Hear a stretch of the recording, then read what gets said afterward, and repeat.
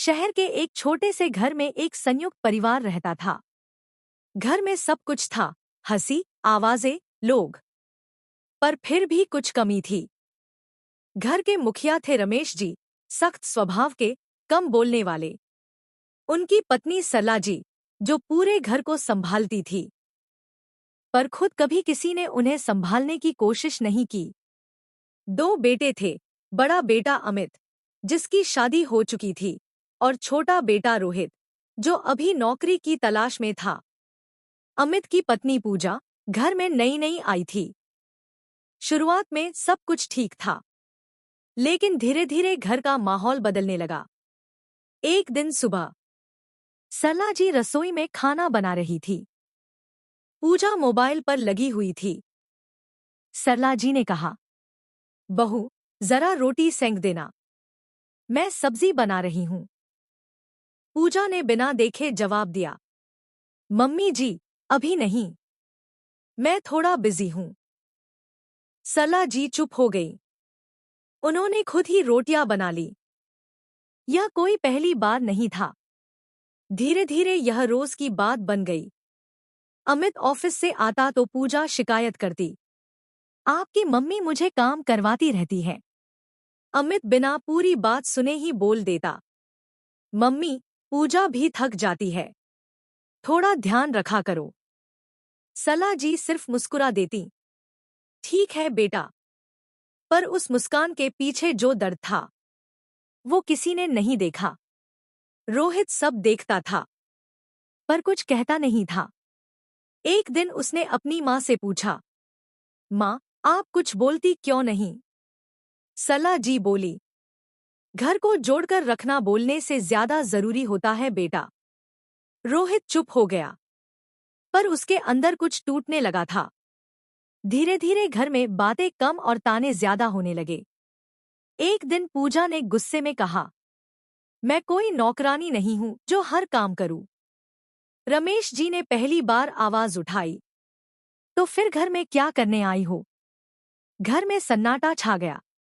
अमित बीच में आया, पापा, आप ज्यादा बोल रहे हैं। यह सुनकर रमेश जी चुप हो गए। शायद पहली बार उन्हें एहसास हुआ कि अब उनकी बात की वैल्यू कम हो गई है। उस दिन के बाद सरला जी और भी चुप रहने लगी।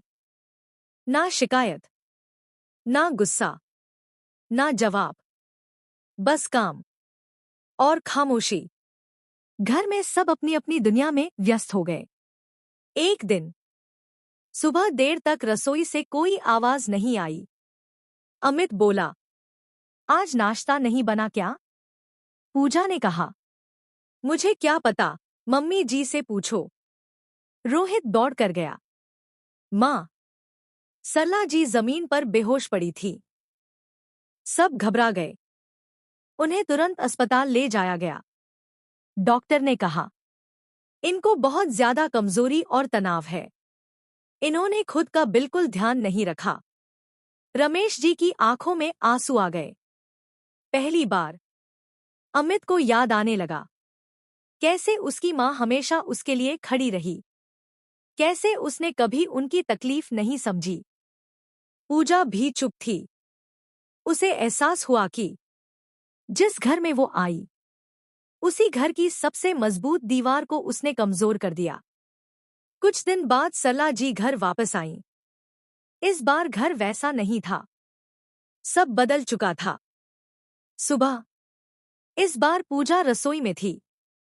सरला जी आई तो पूजा ने कहा, मम्मी जी, आप बैठिए, आज मैं सब कर लूंगी। सरला जी हैरान थी। रोहित मुस्कुरा रहा था। अमित आया। उसने माँ के पास बैठकर कहा, मम्मी, सॉरी, मैंने कभी आपको समझा ही नहीं। सरला जी की आंखों से आंसू बहने लगे। धीरे धीरे घर फिर से जुड़ने लगा। अब कोई अकेला नहीं था। काम भी बांट लिया गया। और सबसे जरूरी, अब कोई चुप नहीं रहता था। एक दिन रात को सब साथ बैठकर खाना खा रहे थे। हंसी, बातें, अपनापन। सरला जी ने धीरे से कहा, घर बड़ा नहीं होता, उसे बड़ा बनाते हैं उसके लोग। हर घर में समस्या होती है, पर जो घर मिलकर संभाल ले, वही असली घर होता है। रिश्ते काम से नहीं, समझ से चलते हैं। जिसे हम सबसे ज्यादा इग्नोर करते हैं, वही हमारे घर की सबसे बड़ी ताकत होता है।